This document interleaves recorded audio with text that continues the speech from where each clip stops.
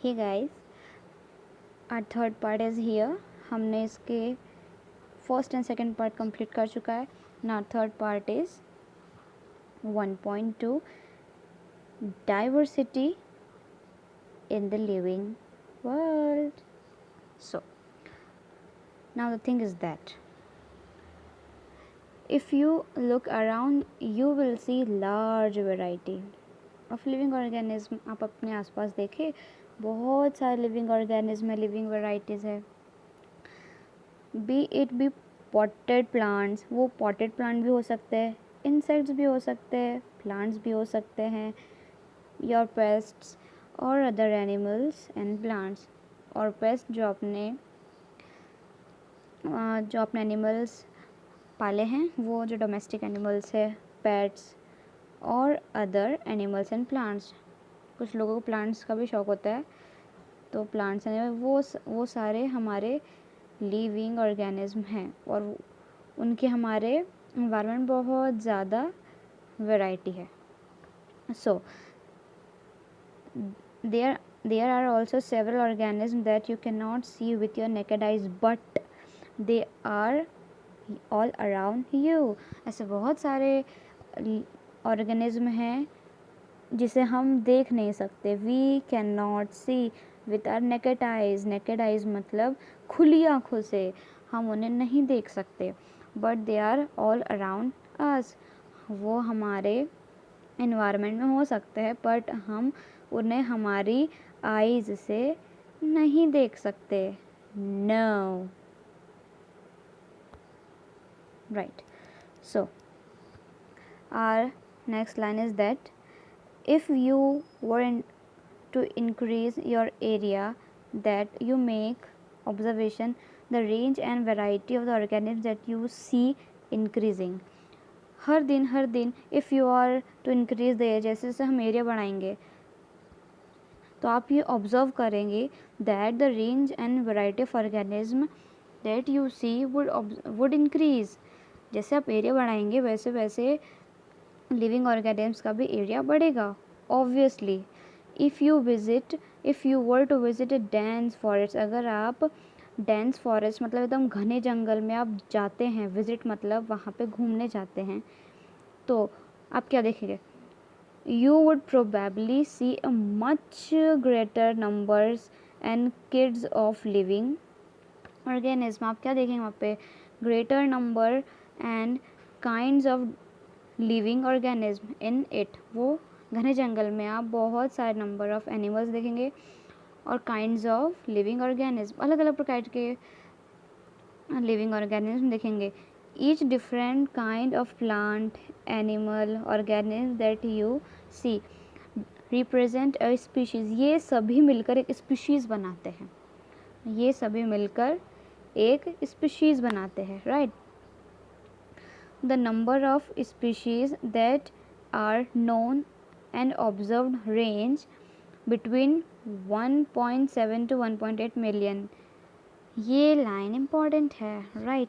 ये लाइन काफ़ी इम्पॉर्टेंट है, इसे आपको नोट करना चाहिए।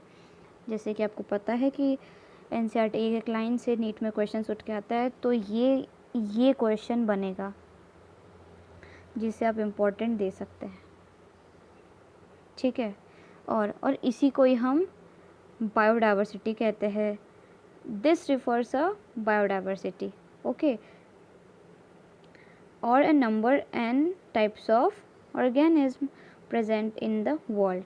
दिस रिफर्स टू बायोडाइवर्सिटी, जहाँ पे एक एरिया में, ये पूरा एक एरिया है जहाँ पर प्लांट्स है, एनिमल्स है, बहुत अलग अलग काइंड्स के वहाँ पे स्पीशीज़ है, राइट। वो सब क्या हुआ? हमारा एक स्पीशीज़ हुआ, वो सब हमारा एरिया हो और उसी को हम एक बायोडाइवर्सिटी कहते हैं। और the number and types of organism present on the world, ठीक है। We should remember here that as we explore new areas. इससे हमें एक पता चलती है, क्या पता चलेगी?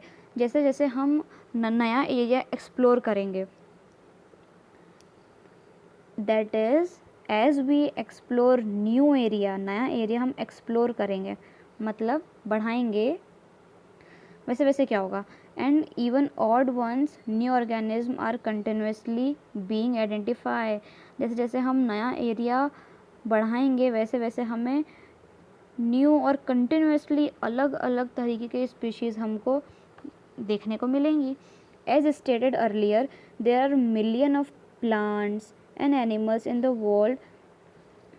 ठीक है, हमें पहले से पता है कि इस वर्ल्ड में मिलियंस ऑफ प्लांट्स हैं, मिलियंस ऑफ एनिमल है in the world, right. We know that plants and animals in our area by their local names. ठीक है, हमारे जो आसपास प्लांट्स है, एनिमल्स है, वो उनको हम एक लोकल नेम्स से पुकारते हैं, उनका एक लोकल नेम्स हमें पता है और हम उसी नाम से उनको पुकारते हैं.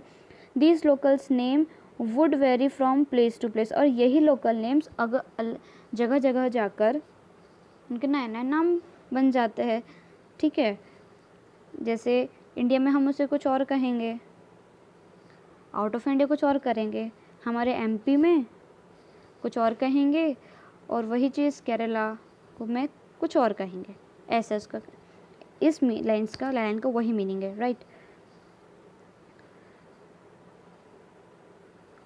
These local names would vary from place to place, even within a country के अंदर ही, right.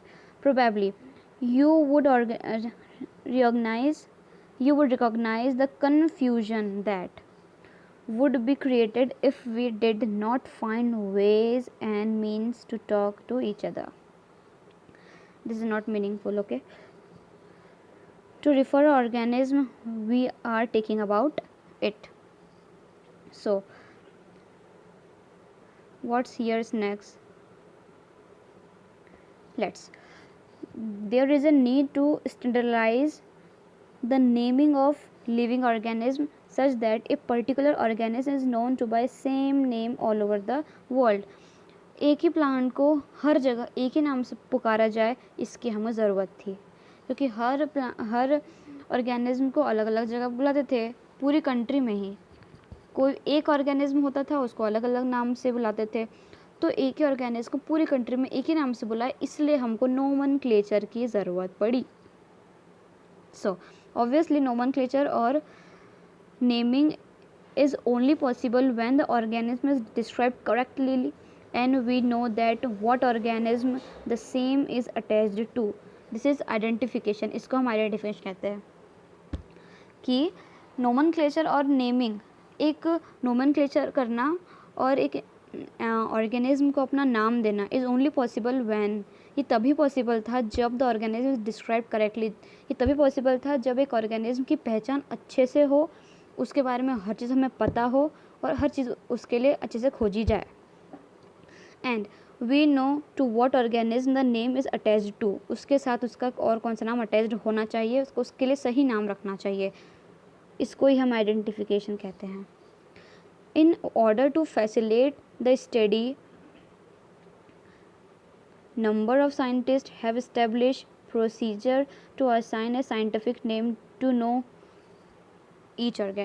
organism. साइंटिस्ट ने अपना वर्कआउट किया था अलग अलग ऑर्गेनिज्म को अलग अलग नाम असाइन करने के लिए. This is acceptable to biologist all over the world. ठीक है, और यह चीज़ ऑल मतलब हर दुनिया के जो बायोलॉजिस्ट थे उन्होंने एक्सेप्ट की थी. फॉर प्लांट्स के लिए scientific names are based on agreed principle and criteria. जो प्लांट्स थे, प्लांट्स के लिए एक अलग से प्रिंसिपल थे, राइट. जो साइंटिफिक नेम्स के लिए आर बेस्ड ऑन, जो साइंटिफिक नेम्स थे ना प्लांट्स के लिए, उनके लिए अलग प्रिंसिपल्स थे और उनके लिए अलग ही रूल थे जो प्लांट्स को उनके साइंटिफिक नेम से रिप्रेजेंट किया जाता था, which are provided in international code of botanical nomenclature ICBN. So this is very important thing you should note here. This example is very important. This is not example but it's a full form International Code of Botanical Nomenclature. ये आपके what is the full form of ICBN? Question mark. So the answer is international code for botanical nomenclature. हमेशा पूछा जाता है, right, हमेशा। Previous year question भी solve करेंगे तब भी ये मिलेगा। You should focus on this.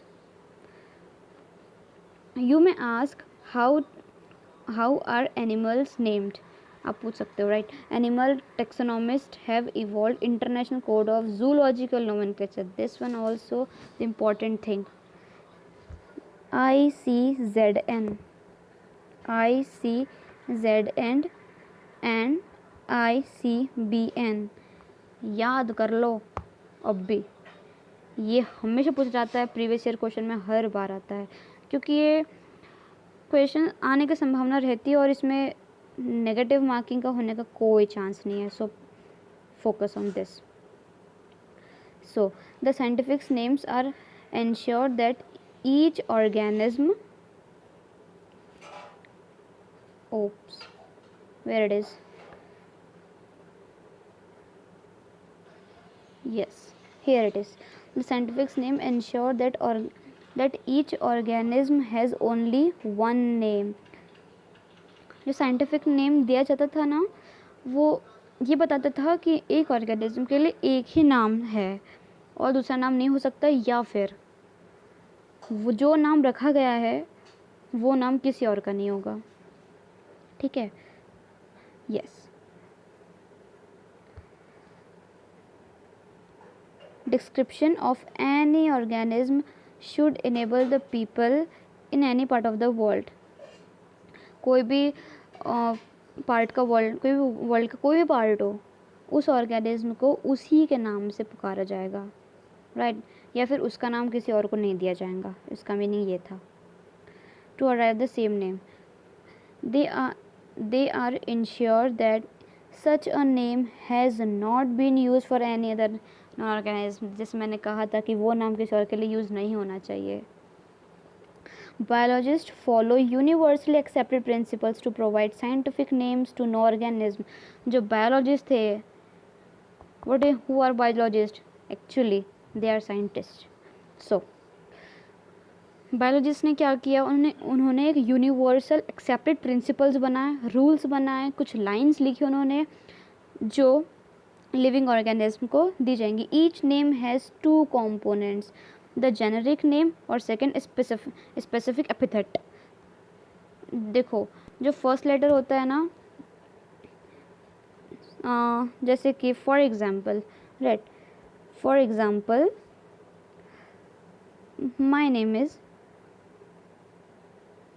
Yashika Jharbade.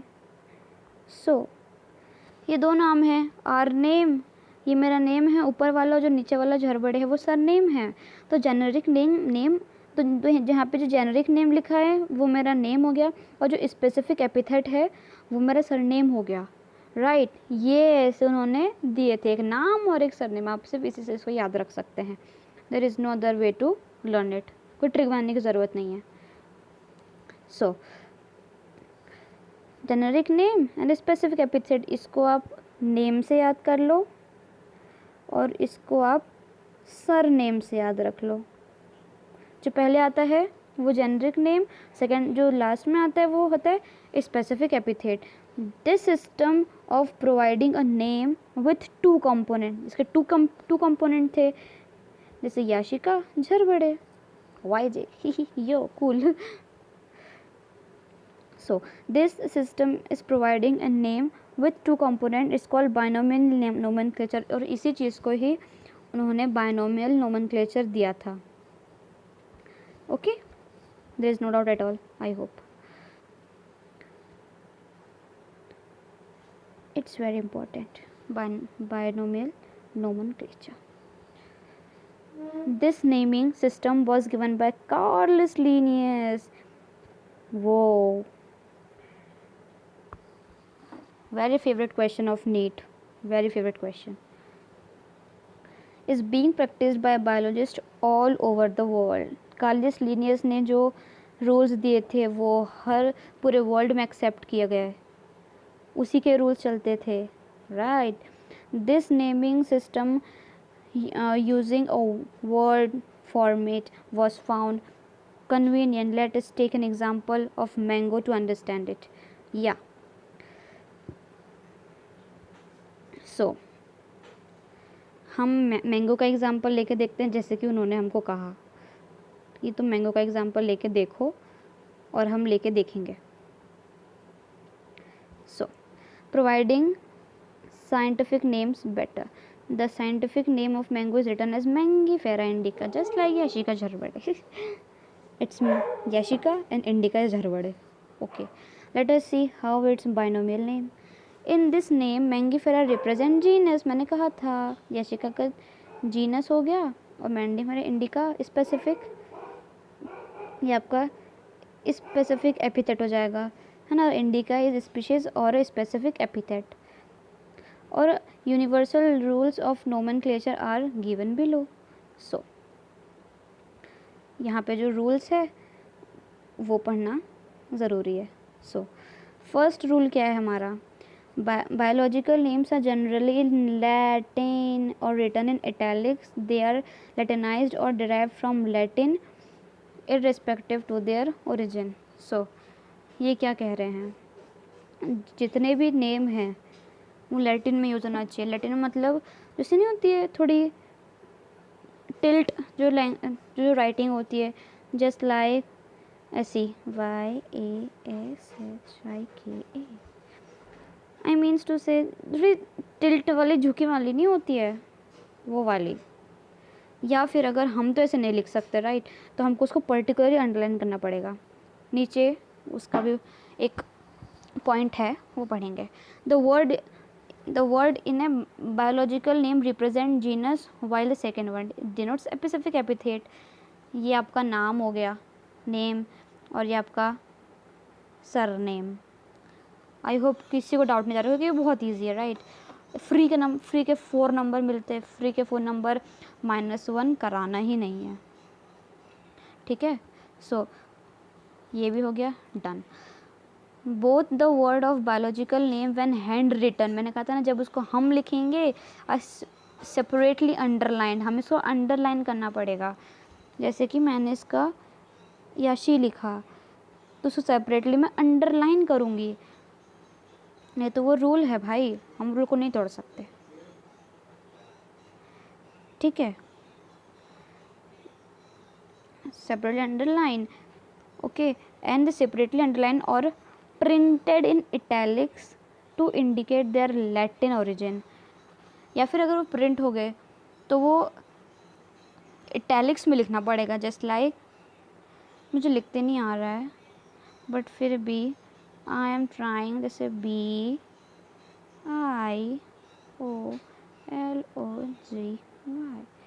Biology, ऐसे. आई होप यू अंडरस्टैंड, बिकॉज मैं इटैलिक्स में नहीं लिख सकती right. Now we comes to fourth point. The first word denoting genus, कितने बार आ चुका है ये वर्ड, या तुम्हें याद हो जाना चाहिए. Starts with a capital letter. Oops, sorry. Capital letter, जैसे मैंने Y लिखा था ना, YASHI, तो ये बड़ा लेटर. वैसे भी ये अपनी इंग्लिश का रूल है, कैपिटल लेटर से शुरू करना चाहिए. Capital letter, while the specific epithet starts with a small letter. अब जैसे मैं याशिका लिखूँगी, याशिका, और झरबड़े को छोटे से लिखूँगी राइट. जैसे मैंगीफेरा इंडिका को उन्होंने एग्जाम्पल्स दिया था, just like that only. I hope you understand.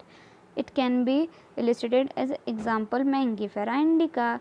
M बड़ा है, आई छोटा है. हाँ, एक और चीज़, ये होती है लैटिन, ये है अब हमारी लैटिन इंग्लिश. लैटिन में लिखना था, थोड़ा टिल्ट, थोड़ी बहुत सुंदर दिख रही है. ये हैंड राइटिंग देखो और इसको देखो, अच्छी दिख रही है ना. Very good. सो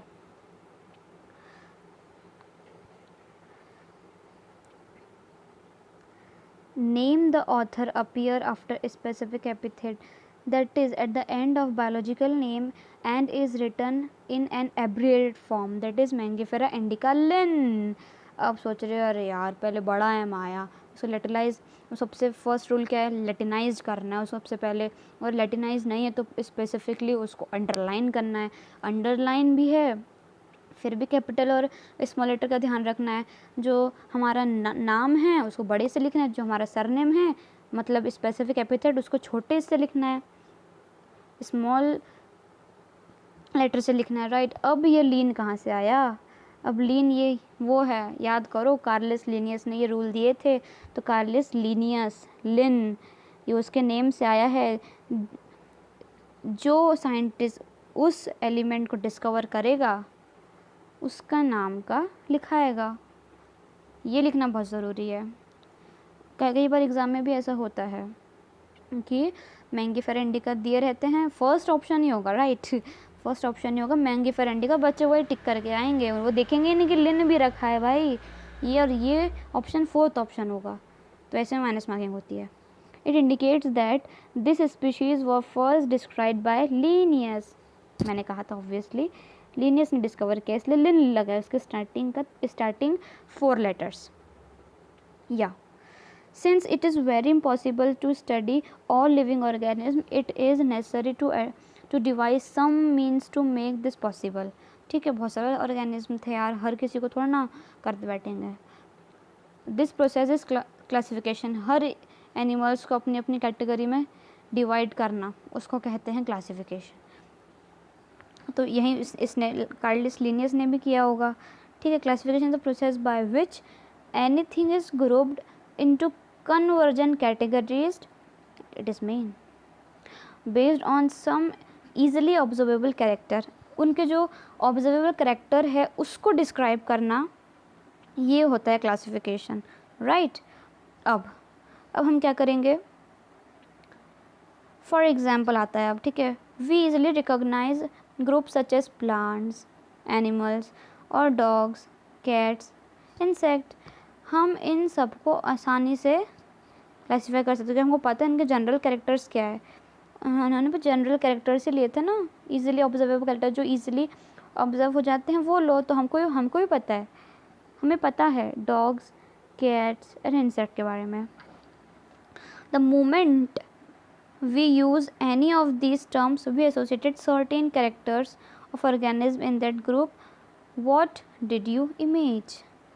अब हम इसमें क्या इमेज करेंगे, what image do you see when you see a dog. Obviously हम जब डॉग सोचेंगे जब डॉग ही तो सोचेंगे, और क्या सोचेंगे, obviously each one of you see dogs not cats, हम डॉग के बारे में सोचेंगे तो डॉग ही सोचेंगे, थोड़ा ना कैट सोचेंगे, ये वहीं लिखा है। Obviously you want us to see will see dogs not a cat, हम डॉग सोचेंगे कैट को नहीं। Now if we think of Alsatians we know what we are talking about. Similarly, suppose we will say mammals, you would of course think animals. External hairs are body and body hairs. जैसे हम mammals की बात करते हैं हम animals की बात करते हैं, प्लांट्स में थोड़ा ना होते हैं हेयर्स, उनके कान नहीं होते, उन पे बॉडी हेयर्स नहीं होते, उनके बॉडी पे हेयर होती हैं क्या, उनके एक्सटर्नल ईयर्स होते हैं कि उनके पास नोज़ होती है क्या, तो नहीं।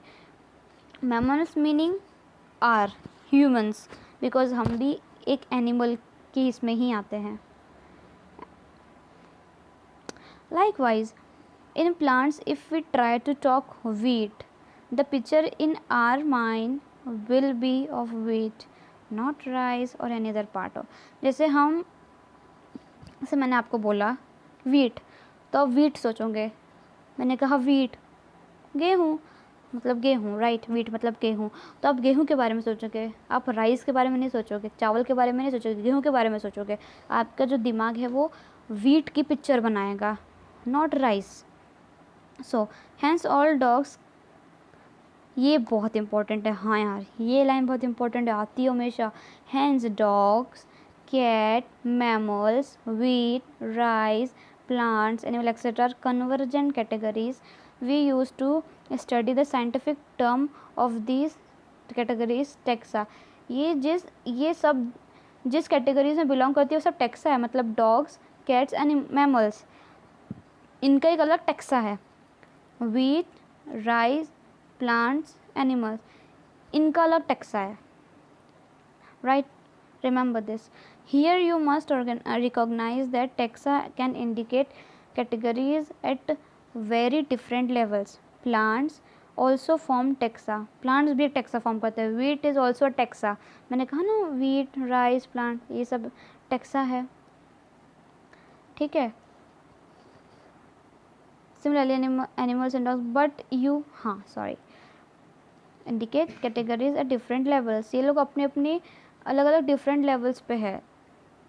राइट, प्लांट, क्योंकि हम प्लांट्स में ही एनिमल्स को नहीं डाल सकते, डॉग्स में ही हम गेहूं को नहीं डाल सकते. अलग अलग इनके अपनी अपनी अलग अलग लेवल पे टेक्सा हैं, जिसकी जहाँ कैरेक्टर्स होंगे जो जिससे मैच करेगा वो उस टेक्सा में जाएगा. Let's going to further. So plants also have a taxa. Wheat is also a taxa. Similarly, animals, mammals, dogs, all are taxa, but you know that this is main. So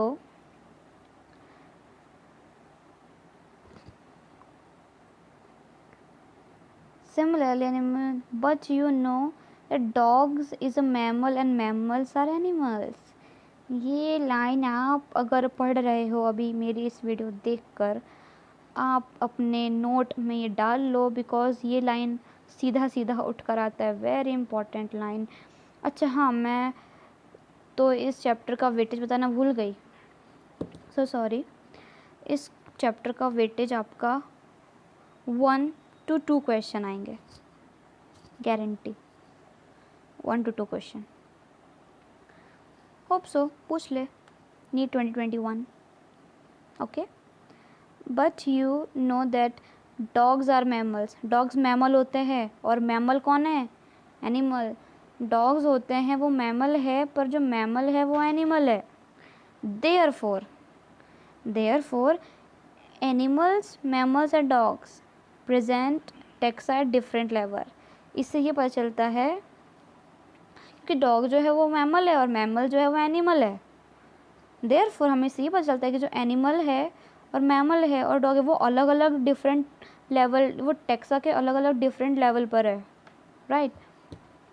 hence based on characteristics all living organism can be classified into different taxa.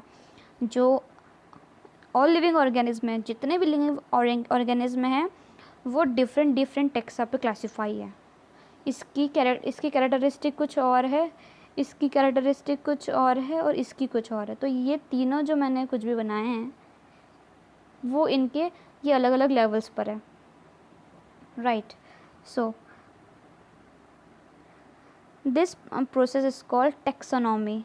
और मतलब बहुत सारे organism को अपनी अपनी एक पहचान देना, अपने अपने पहचान देना, उसको कहते हैं taxonomy. External and internal structure along with the structure of cell development. External structure and internal structure along with structure of cell development process are ecological information of organism are essentially and form the basis of modern taxonomic studies. ठीक है. Hence categorization, identification, classification. Characterise करना, animals को identify करना, उनको classify करना और उनको नाम देना are the process of basic of classification. अब मैं एक बार बताऊँ, ये भी एक क्वेश्चन है. क्वेश्चन आ सकता है कौन से पॉइंट्स हैं जिससे एनिमल्स को हमने डिवाइड किया था. तो ये है वो सारे topics. First classification, second identification, third it is characterization. I'm so sorry, my mistake. It's characterization, second identification, third classification, and fourth nomenclature. Are the process of basis of taxonomy. Question बिल्कुल ऐसा था कि what is the basis of taxonomy, so you can take these option. जिस option में ये words होंगे वो आपको टिक मार्क करना है. आई मीन टिक मार्क तो होता ही नहीं, बबल फिल करना होता है नीट में तो, राइट. यस. और ये भी क्वेश्चन आ सकता है कि सीक्वेंस बताओ. सबसे पहला सीक्वेंस क्या होता है, तो पहला सीक्वेंस होता है characterisation. First sequence characterisation, identification, classification and nomenclature. Very good. आपके यहाँ तो 4 से 8 नंबर पक्के हैं, क्योंकि चैप्टर बहुत इजी है, बहुत ज़्यादा इजी है. कुछ करना नहीं पड़ता है इसमें, फ्री के नंबर होते हैं. Taxonomy is not something new. Taxonomy है वो कुछ अलग चीज़ नहीं है. Human beings have also been interested in knowing more and more about various kinds of organism. क्योंकि खुद भी एनिमल्स, क्योंकि खुद भी जो लिविंग ऑर्गेनिज्म है, मतलब human beings, right, human beings की बात कर रही हूँ मैं, तो जो ह्यूमन बींग्स है वो खुद बहुत इंटरेस्टेड है कि अलग अलग ऑर्गेनिज्म को फाइंड करने के लिए, है ना, उनको जानना है. Knowing more and more about various kinds of organism, right, particularly with reference to their own use. In early days, human beings needed to find sources for the basis of needs of food. जो पहले animals को अपने खाने के लिए खुद ढूंढना पड़ता था. ऑब्वियसली ढूंढना तो खुद ही पड़ेगा, पहले से कुछ होता नहीं था ना. तभी तो जब ये पॉल्यूशन हुआ हमारा, तो इंसान ने धीरे धीरे खड़े होना सीखा होगा, ठीक है. फिर उसने लकड़ी उठाई होगी, फिर हंटर किया होगा, फिर हंटिंग का तो पहले उसने कच्चा मांस खाया होगा, ठीक है. फिर जब थोड़ी सी अकल आई, फिर उसने आग जलाई होगी, फिर आग जलाने के बाद उसने उसको हीट किया होगा, फिर उसने रोस्टेड मीट खाया. This is our revolution. 12th में हम पढ़ेंगे. So come here. In early days human beings needed to find sources and the basis of needs of food, clothing. उसको ज़रूरत थी, वो अपनी अपनी सोर्स, मतलब अपनी अपनी जो सोर्स होती है ना, जो ज़रूरत होती है, नीडी सोर्स, क्या चाहिए, food, clothing and shelter. Hence, the earliest classification was based on uses of various organisms. जो earlier classification था, मतलब जो बहुत पहले classification बन चुका था,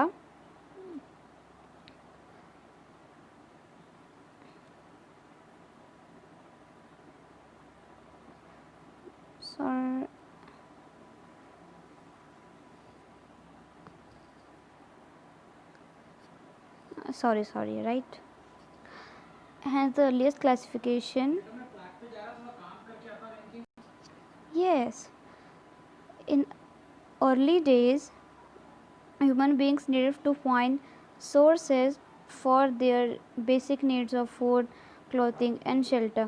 Hence the earliest classification was based on uses of various organisms. जो पहले का जो क्लासिफिकेशन था वो उनके अलग अलग वेरियस ऑर्गेनिज्म पे था, मतलब अलग अलग ऑर्गेनिज्म पे बेसिस था. Okay. Human beings were since long not only interested in knowing more about different kinds of organisms and then diversities. वो यहाँ पे क्या लिखा है, राइट, बहुत इंटरेस्टिंग चीज़ लिखी है यहाँ पे. Human beings were since long not only interested in knowing more kind of organisms and their diversities, right.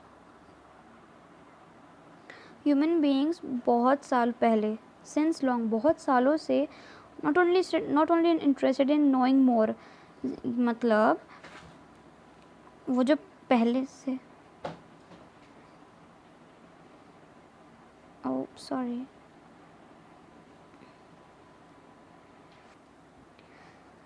इस लाइन का मीनिंग देखो ये है कि बहुत पहले से, सिंस लॉन्ग टाइम, बहुत पहले से ह्यूमन बींग्स ना ही जानना चाहते थे कि कितने कितने टाइप्स के ऑर्गेनिज्म हैं और कितनी कितनी डाइवर्सिटीज़ है, बट वो ये भी जानना चाहते थे कि इन सभी के बीच में क्या रिलेशनशिप है,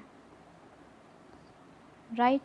ये उनके रिलेशनशिप के बारे में भी जानना चाहते थे कि जो अलग अलग कम्युनिटीज़ होती हैं, ये अलग कम्युनिटी है, ये अलग कम्युनिटी, ये अलग है, ये अलग, तो इन चारों में क्या similarities, I mean not similarity exactly, but इन सभी में रिलेशनशिप क्या है वो। So the branch of study was referred to as systematic.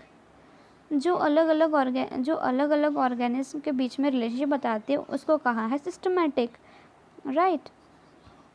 The word systematic is right from Latin word systema. अब देखो यहाँ फिर लैटिन आ गया, राइट, हे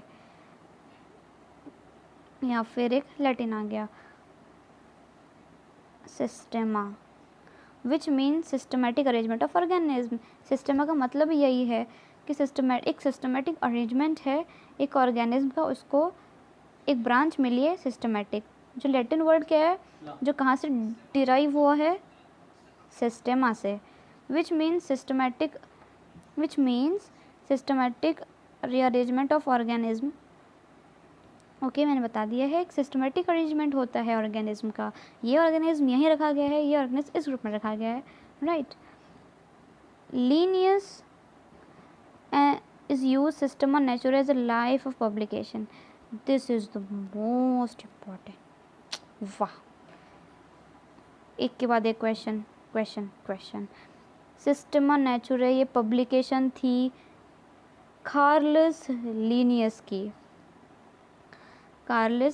लीनियस की एक अपनी पब्लिकेशन थी, इन्होंने बुक लिखी थी सिस्टम और नेचुरे, राइट, जिसमें उन्होंने बताया था कि अलग अलग ऑर्गेनिज्म के बीच में क्या रिलेशन है, राइट। ये बुक हमेशा पूछी जाती है, ये एक मस्त क्वेश्चन मिला।